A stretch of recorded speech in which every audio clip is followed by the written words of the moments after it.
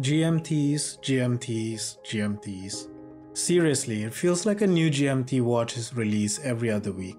Seiko opened up the floodgates when they first announced their NH34 movement, and we've seen dozens of GMT watches in the last few years. Nodus was one of the first microbrands to hop on the GMT train back in 2022, when they released this Sector GMT model. I've had my eyes on this since day one, and after what seems like ages, I finally got my hands on one. So after all this time, does it live up to my initial excitement? And is it still a good option to go with in 2024? Stick around and let's find out. I just love the way this case looks. It has that signature Nodus design language with the angular profile, and that combination of brush and polished surfaces really elevates the look. I mean, look at that polished chamfer on the outer and inner lugs.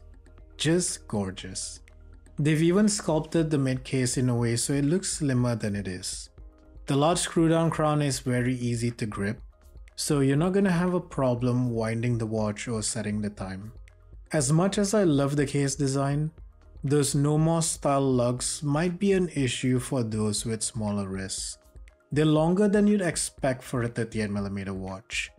It felt like it was on the limit for my wrists, so if you have smaller wrists than I do, just keep that in mind. The flat sapphire crystal up top is really clear, and it deals well with reflections. The blue air coating looks clear most of the time, which is a good thing, but you'll see a hint of blue on the crystal when you're under strong direct lighting. The dial is the undeniable standout feature of this watch, and it's what caught my attention back when it was first released. I fell in love when I first saw photos of it, and I'm happy to say it looks even better in person. The color is a sort of petrol blue, and the radial brushing gives it a dynamic sunburst effect. They complemented the dial color with a pop of orange accents on the GMT hand and on the chapter ring. The color palette and overall execution is just stunning to look at.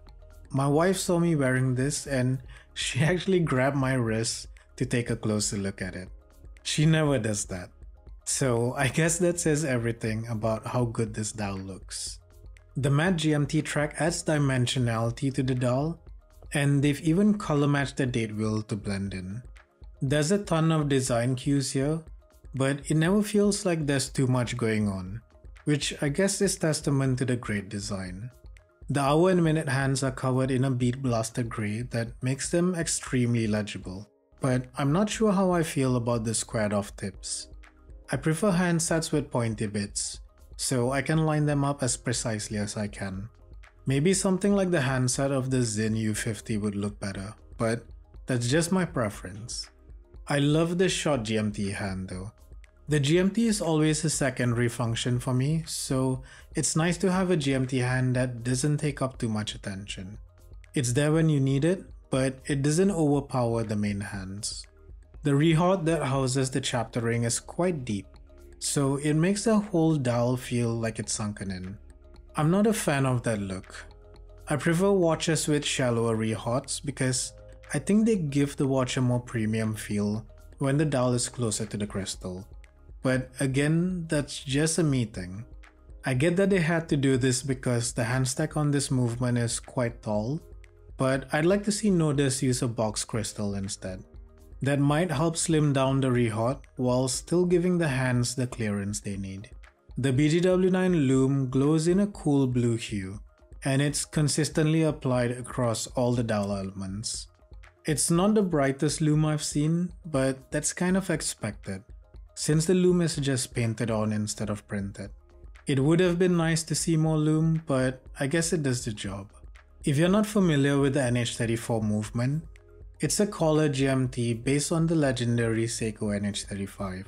It lets you track a second time zone with the GMT hand, instead of the jumping hour hand you'll find on flyer GMT movements. I think I'm starting to like collar GMTs much more than flyer GMTs. It just feels more practical for my use cases. But which type of GMT do you prefer? Let me know in the comments. The fully brushed 5-link bracelet looks and feels great. It has a really nice taper from 20mm at the lugs, to 16mm at the clasp. There are no sharp edges anywhere, and those links just drape comfortably around the wrist. The bracelet features quick release spring bars, so between that and the drill lugs, it's going to be super easy to swap between the bracelet and different straps. The Milne Nodax clasp features on-the-fly adjustment. It's very easy to use, but you'll see a gap with a little piece of metal in the middle when you have it fully extended. It's not the most elegant look, but at least it's functional. I prefer this over not having on-the-fly adjustment at all. So after finally spending some time with this watch, here's what I think. In a sea of affordable GMT options, this Nodus still stands out as one of my favorites. It's just a fantastic package. You can see the attention to detail that Nodus put into every aspect of this watch. You're getting an original design, great fit and finish, and one of the most captivating dials I've seen in a long time. If you're looking for a GMT around the $500 mark and you like the look of this, it's an absolute no-brainer. But hey, enough of what I think. I want to hear from you. What are your thoughts on this Nodus Sector GMT? And do you think there are better options out there in the $500 range? Let's keep the conversation going in the comments. If you're interested in some other GMTs, check out these videos over here. Thanks for watching, and I'll catch you in the next one.